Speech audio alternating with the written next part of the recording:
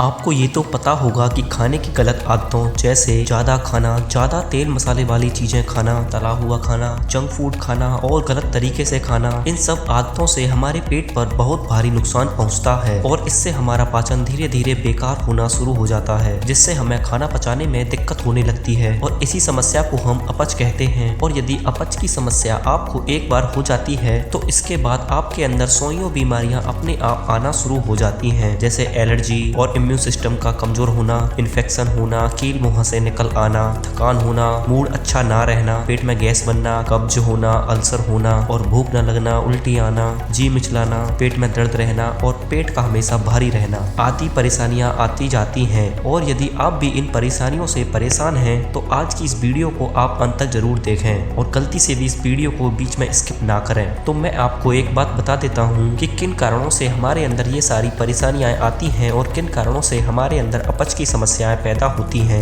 तो देखो, भोजन में ज्यादा मात्रा में फाइबर और ज्यादा मात्रा में शुगर लेने से आपको अपच की समस्या होना प्रारंभ हो सकती है और पोषक तत्वों की कमी से भी आपके अंदर अपच की समस्या हो सकती है और अपच से ही आपके शरीर में बुरे बैक्टीरिया प्रारंभ होना शुरू हो जाते हैं, जिससे आपके अंदर बहुत सारी समस्याएं हो सकती हैं। और यदि एक बार हमारे पेट में दिक्कत शुरू हो जाती है तो हम तरह तरह की दवाइयों का सेवन करना शुरू कर देते हैं, जिसमें भारी मात्रा में केमिकल मिले होते हैं जो हमारे पाचन को खराब करने का कार्य करते हैं। तो इसलिए आपको अंग्रेजी दवाइयों को ना लेकर आयुर्वेद की तरफ जाना चाहिए। और जो अपच का सबसे बड़ा कारण है वो है अनिद्रा व तनाव का होना, मतलब नींद को पूरी तरीके से ना लेना और मन पर हमेशा तनाव रहना और कम पानी पीना और ज्यादा मात्रा में ठंडा पानी पीना भी हमारे पाचन को बहुत नुकसान पहुंचाता है, जिससे हमें खाना पचाने में दिक्कत आती है। तो ये तो हो गए कुछ ऐसे कारण जिनकी वजह से आपके पेट में अपच जैसी समस्याएं होने लगती हैं। अब मैं आपको कुछ ऐसी बातें बताता हूँ जो हमारे पाचन तंत्र के लिए जरूरी हैं और कुछ ऐसे जरूरी तथ्य बताता हूँ जो आपके पाचन तंत्र को ठीक करने का कार्य करते हैं। तो देखो, मैं आपको बता दूं, हमारे पेट में खाने को पचाने के लिए गुड बैक्टीरियाज की 500 से भी ज्यादा प्रजातियां मौजूद होती हैं, जो हमारे द्वारा खाए हुए भोजन को पचाने में बहुत ज्यादा मदद करते हैं। और साथ ही ये बैक्टीरिया हमारे हार्मोन्स को संतुलित रखने का कार्य भी करते हैं और जमी हुई गंदगी को शरीर से बाहर निकालते हैं। और हमारे शरीर में खाना पचने की समस्या तब आती है जब हमारे शरीर में अच्छे बैक्टीरियाओं की कमी होने लगती है और बुरे बैक्टीरिया ज्यादा मात्रा में बढ़ जाते हैं। ऐसा होने पर हमारे पेट में कब्ज और अपच जैसी समस्याएं होने लगती हैं। तो चलिए अब बात करते हैं कुछ ऐसे घरेलू नुस्खों की जो आपके पाचन तंत्र को एकदम अच्छा करने का कार्य करेंगे और आपके बुरे बैक्टीरिया को खत्म करके आपके शरीर में अच्छे बैक्टीरिया की मात्रा बढ़ाने लगेंगे और आपकी अपच की समस्या को जड़ से खत्म कर देंगे। तो देखो, जो सबसे पहला नुस्खा है वो है सौंफ। तो आपको करना क्या है, जब आप खाना खा लेते हो उसके बाद आपको सौंफ का प्रयोग करना है। आपको थोड़ी सी सौंफ लेनी है और उसे चबा चबा कर खाना है। जैसे ही आप खाना खाने के बाद सौंफ को खाते हो तो इससे आपके अंदर अच्छे बैक्टीरिया की मात्रा बढ़ती है और आपका खाना पचने में बहुत आसानी होती है। और जो हमारा दूसरा नुस्खा है वो है दही। तो देखो, दही में अजवाइन डालकर खाने से न सिर्फ आपकी अपच की समस्या दूर होती है बल्कि आपके अंदर हद से ज्यादा अच्छे बैक्टीरिया की मात्रा बढ़ना शुरू हो जाती है, जो कि आपकी पाचन क्रिया को दुरुस्त रखने का कार्य करती है, जिससे आप पेट की समस्याओं से बचे रहते हैं। और यदि आप दही में भुना हुआ जीरा और काला नमक डालकर खाते हो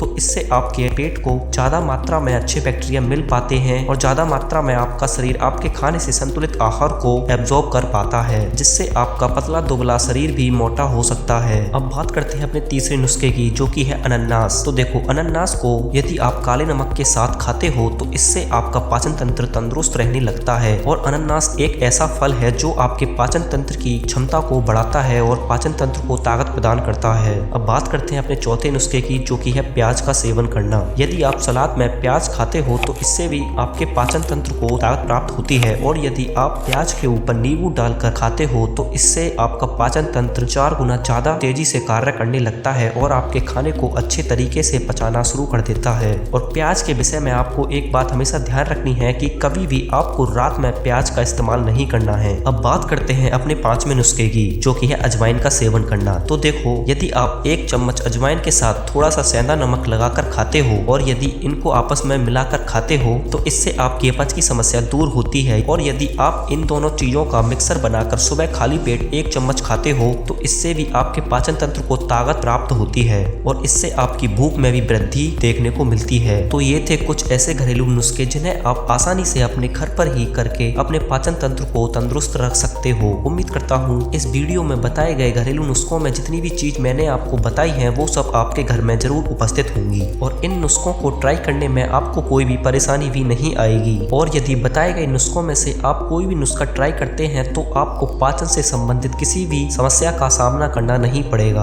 और पेट से जुड़ी समस्याएं जैसे कि अपच, कब्ज, गैस बनना, पेट भारी रहना, ये सभी तुरंत दूर होने लगेंगी।